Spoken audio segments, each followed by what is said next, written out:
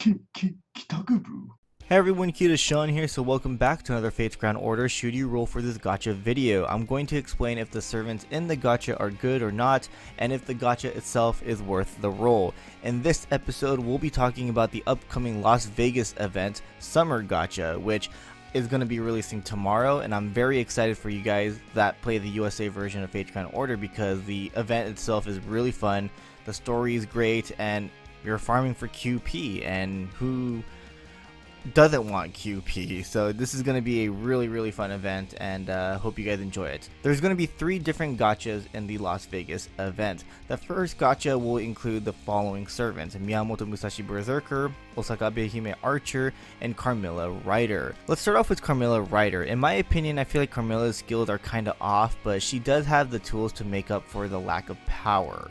She is a quick type servant who is a semi-support and can become your main DPS if needed. Because of her class being Writer, she ends up taking a bunch of crit stars, but again, you can use that and make her into a DPS. Next we have Osaka Behemoth Archer. Like Carmilla, I think Oki Archer skills are kinda off, and she does have a weird deck.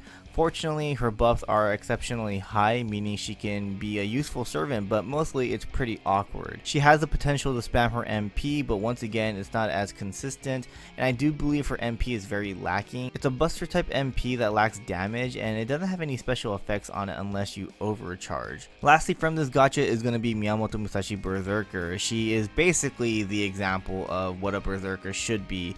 Has really high attack, low HP, dies pretty quickly unless you find ways to protect her, especially with the skill that takes away 5,000 of her HP. That hurts a lot. For being an AoE arts Berserker, it's really hard to loop with her, especially with her MP game being okay. But that changes once Castoria comes out next year. Basically, she is bad now, but becomes an excellent farmer next year. My honest opinion on this first banner is that you can roll if you want, but you can always wait until next year. The reason why I say this is because once again, Castoria, she makes Musashi Berserker the consistent farmer you want.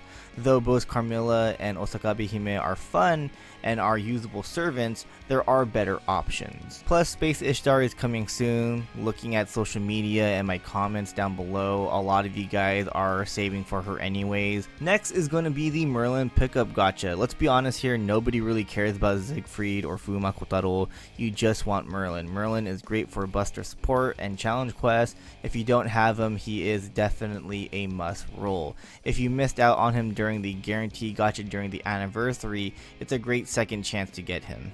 But you need to be careful. This gacha will only appear on 3 specific days. In Japan, it was every Sunday if I'm not mistaken. So I'm going to assume they will do the same thing for the US version. So make sure you don't miss out. Next will be the last gacha rate up. In this gacha, we have Okita J Soji Assassin, Mysterious Alter Ego Lamada, which is a Lancer, Meltalulus, and Alteria Pendragon Ruler. Let's start off with Okita J Soji. Why is there a J in the name? That's spoiler territory, so you need to read the event story to find that out. Okita J Soji, high risk, reward type servant. Her third skill, for example, allows her to increase her quick cards massively, but for the next 3 turns, she reduces her own defense up to 50%. Her MP also has a 60% chance to stun herself. The stun goes away after the turn you use her MP, but if the enemy survives the MP, you won't be able to follow up with Okita. Next we have Mysterious Alter Ego Lamada. She is an amazing arts lancer that can loop with the typical arts team. I highly recommend getting at least 2 copies of her though. She is great once released and even better when Castoria comes out. Next is Alteria Pendragon Ruler, known to many as Bunnytoria. She is not only beautiful, but a unique servant. What makes her unique is her ability to change your command cards. If you don't like your cards, you can switch them out for new ones, but of course RNG style. It's cool because it really fits her dealer sprite. She might have a really high HP stat, but her attack is one of the lowest in the game. Basically, she is not too strong when it comes to offense, but she does have ways to buff herself, but still it isn't able to produce a high damage count. She is more towards the defensive support type if anything, but she doesn't really specialize in anything specific. She is able to fit in a lot of team setups, but there are better servants. Honestly, this third gacha is all about Melta Lilith when it comes to gameplay, but for waifu it is SSS tier. So that's basically about it. I say this all the time, but it's your choice if you want to roll these gachas or not.